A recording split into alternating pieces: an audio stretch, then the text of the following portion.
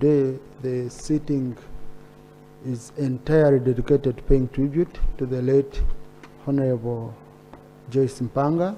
On Tuesday, 21st November 2023, Parliament paid tribute to the late Joyce Rovincer Mpanga, a former Member of Parliament and Minister, for her commendable contribution towards women's emancipation and the education sector. A former Minister for Women Affairs and former Minister of State for Primary Education, who also served as a Member of Parliament representing Mubende District, having been the first woman to join the Legico in 1960.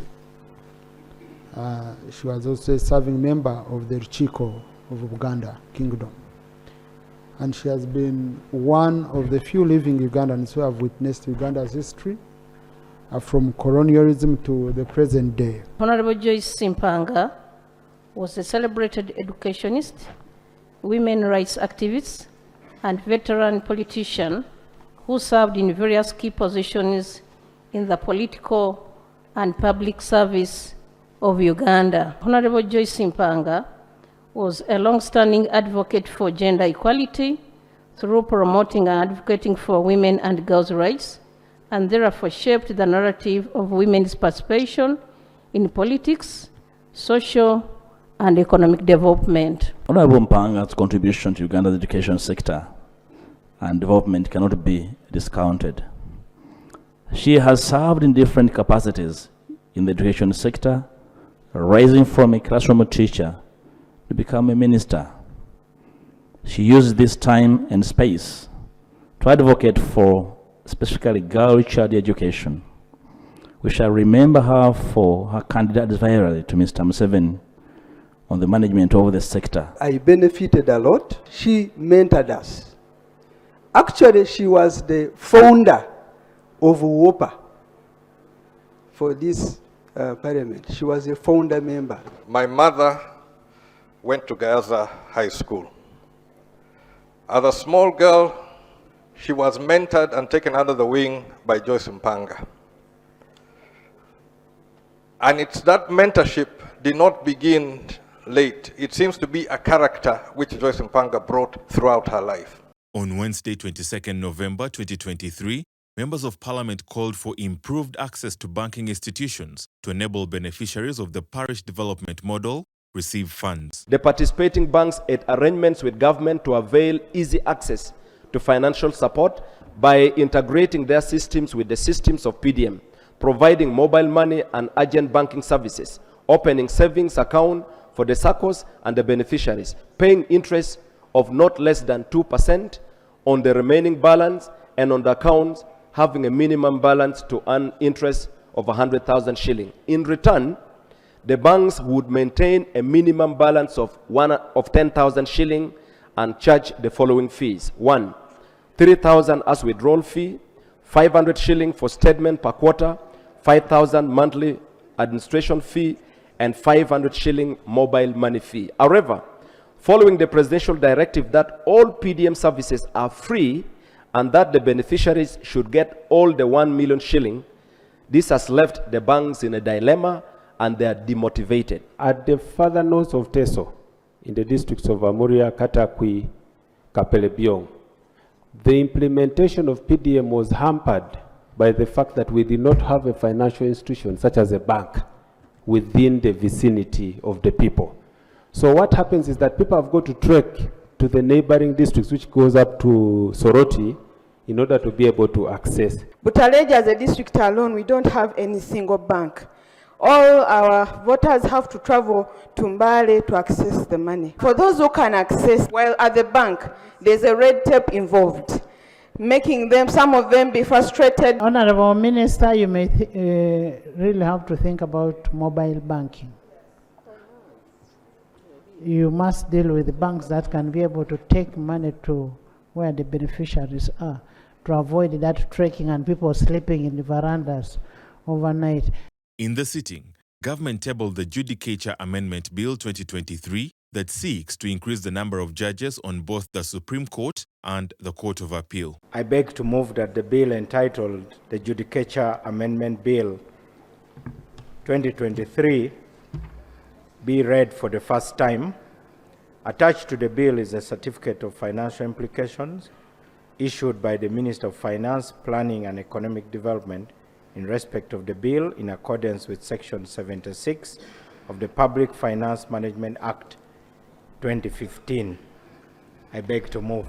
Thank you, honorable members. In furtherance to Rule 1291 of the Rules of Procedure, I refer the Judicature Amendment Bill 2023 to the Committee of Legal and Parliamentary Affairs. And with that, it only has 2 clauses. I will require the bill back in the House on Tuesday. Legislators also asked government to weigh in on the heavy road traffic experienced within the Kampala metropolitan area, which they say affects movement of goods and services. Madam Speaker, in the last 1 week, it is almost very difficult for business, for people to move from point to point. To move from Buya to the central business district is almost impossible. It's taking many hours. There is a lot of infrastructure works going on, but one of the good practices when you are doing infrastructure development around cities is that there must be continuity in terms of the flow of traffic. So I would like to, through you, Right Honorable Speaker, to government to assure us about the continuity measures they are putting in place to make sure that there is continuity. The issue of roads in the Kampala city does not only apply here in the city. When we don't work on other roads in the neighboring districts like Wakiso and Amukono. This traffic jam now emanates from those districts outside there, the poor in the city. We are giving alternative routes as the people continue working on the roads. They were giving alternative routes for traffic, for the flow of traffic. So I request members just to be patient and bear with the situation because the cars are too many, but alternative routes are being given. On Thursday, 23rd November 2023, lawmakers emphasized the need for an all-inclusive approach to curb gender-based violence, saying that current efforts are geared towards women, leaving men behind. The 16 Days of Activism campaign against gender-based violence is a global campaign that was inaugurated in 1991, spearheaded by Women Global Leadership Institute. Since 2008, Uganda has been engaged in this campaign, and the following impacts have been realized. 1, increased public awareness on gender-based violence as a human right, public health, economic, and social issue at family, community, and national level. When we talk about the gender-based violence, the boy child has always been left out. The boy child is as endangered as the girl child. If you cannot be able to look after the boy child, this is the boy child who is going to come to be your in-law tomorrow. So you're better off having responsibility and taking care of both the boy child and the girl child, and we should not abandon the boys. And yet if you review the affirmative action policy that the government has taken into place, over time, we have created a very disfranchised boy child in terms of education, in terms of health care, in terms of employment. Because you look at the affirmative action, especially in the political arena, you find where there's a district and it's just women, and they're all very empowered women. So the boy child is trying to get back onto the drawing board. So how do we help the boy child? During the sitting, the Minister of State for Foreign Affairs, Honorable John Mulimba, told Parliament that Uganda's tourism sector will greatly benefit from the 19th Summit of the Non-Allied Movement Heads of State and Government and the 3rd South Summit of the Group of 77 and China, which events will be held in January 2024. Uganda's chairmanship of NAM and G77 plus China and hosting of 2 summits is expected to contribute to the following outcomes. Number 1, promotion of Uganda's national interests through enhanced positive image of the country and potential economic and commercial benefits that will accrue over the medium to long term. 2, promotion of the aspirations and objectives of Uganda's foreign policy as enshrined in 1995 Constitution as amended through projection of Uganda's diplomacy at global level. Number 3, provide a platform to market Uganda's unique tourism and investment opportunities to a larger and wider community of international actors. The two developed website for NAM and G77 plus China with a menu about Uganda contains information related to investment opportunities and tourism. Number 4, contribute to the country's policy and drive to attract meetings, international conferences, and exhibitions. Number 5, provide a platform for direct business-to-business interaction and partnerships through the proposed business forum and summit. Also in the sitting, the Prime Minister, Robinah Nabbanja, said government, through Uganda Development Corporation, is developing regulations for a partnership with former Ethiopia First Lady, Azeb Mesfin Haile, to manage the Soroti fruit factory. There was a report that was presented here.